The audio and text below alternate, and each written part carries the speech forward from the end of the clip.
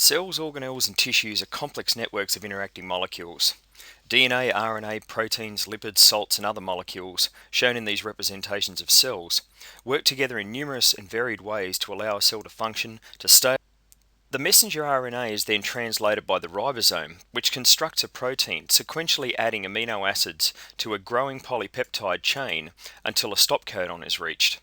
Once again, different proteins can be produced at different times and in differing amounts, and the same messenger RNA can be used to produce multiple molecules of the same protein, meaning that messenger RNA amounts don't necessarily correlate with the number of molecules of a protein present in a cell. To different amounts of protein, or the expression level, protein molecules can also be modified after they are produced. Using this simplified cartoon as an example, with the enzyme represented here as the half circle, we can see that proteins can be cut up by proteases into smaller functional molecules, or they can be chemically modified in numerous different ways that can alter their structure and their activity, and some of these modifications are shown in this diagram here. Proteins can also be folded and arranged in different ways, or with other protein molecules to form complexes, further altering their activity and function, such as this ion channel through this membrane. Most often these modifications are not able to be predicted by studying the genome of a cell and have to be ascertained by studying the proteins directly.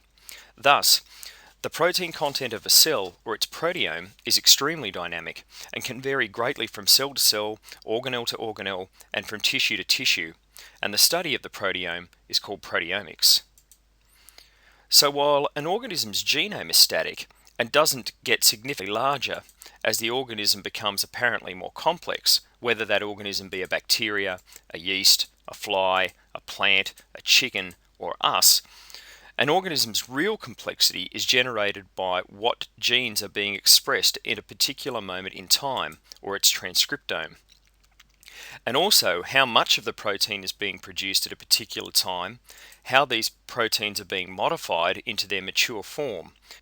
This is well illustrated in this example, where the caterpillar and the butterfly both have the same genome, but during metamorphosis, the proteome of many cells changes to create the final butterfly.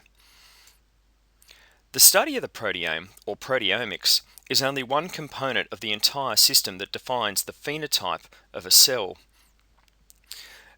Molecules of DNA, of RNA, and proteins don't act in isolation, but act as complex and constantly interacting systems. And to ascertain the most accurate representation of how a cell functions, a system-wide approach to analysis, referred to as systems biology, is required.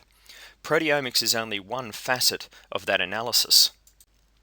But back to proteins, the focus of the subject. Proteins are complex. Unlike DNA and RNA, whose chemical molecules are homogeneous, proteins are chemically heterogeneous. At the most basic level, they are a linear chain of amino acids linked together by amide bonds. There are 20 different amino acids as shown in this diagram, with various chemical properties such as being acidic or basic, or being hydrophobic, meaning that they hate interacting with water. Amino acids are joined together in a sequence by an amide or peptide bond to form a long linear chain. Specific amino acids in this chain can interact with each other and form bonds to create secondary structure. The formed secondary structure, such as alpha helices and beta sheets, can then interact further with other parts of the protein to form the final tertiary structure of the protein, such as this subunit of hemoglobin with its molecule of iron bound. However, this subunit is not functional alone and needs to be assembled into a quaternary structure consisting of 4 subunits. Of course, these protein complexes can also be assembled from different types of proteins, such as this proteasome, whose function is to degrade unneeded protein molecules to amino acids for recycling by the cell. So you can start to see how much more chemically complex protein molecules can be, which has serious implications for their analysis. In proteomics, the proteins are not analysed in isolation because they don't occur in isolation, but all of the proteins present at a particular moment in time in the cell are analysed together.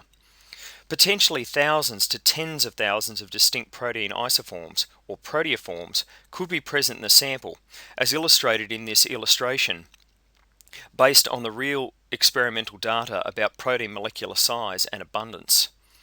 Thus, the challenge of proteomics is to solubilize or suspend in liquid all of the molecules of as many different protein isoforms as possible, and then analyze them in such a way that they can be identified and their amount determined.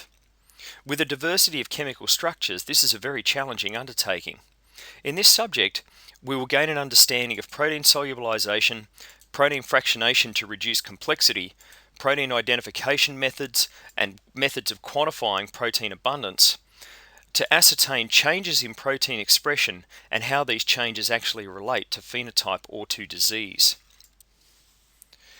So how is a proteome analyzed? Unlike DNA and RNA analysis, we don't have an amplifying technique like the polymerase chain reaction to increase sensitivity. So the sensitivity of protein analysis depends on how many molecules of a particular protein is present. In this subject, we'll learn how to extract proteins from their native environment and into a liquid. We can then fractionate the proteins using their physical properties, such as size and charge, to reduce complexity and increase the depth of analysis. Electrophoresis and chromatography are then used to fractionate and separate the proteins, and mass spectrometry is used to identify what proteins are present in a sample and how much. All of this data is then fed into bioinformatic pipelines to provide lists of proteins and their abundance. This information must then be interpreted in the context of what the biological question that needs answering is.